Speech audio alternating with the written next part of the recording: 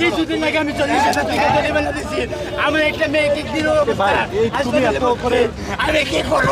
আমি বাবার গাড়ি চালাতে পারো না। আমি বাবার গাড়ি চালাতাম, দেখেন এটি বাবার গাড়ি চাপ কি করবো? আমি আমার বিচার দিয়ে ধরে আনছে। আমি সকালে 11টা পরে গাড়ি বের করি। আরে রাস্তায় তুমি লয়ে আসো এটা কও, রাস্তা লয়ে আসো কেন?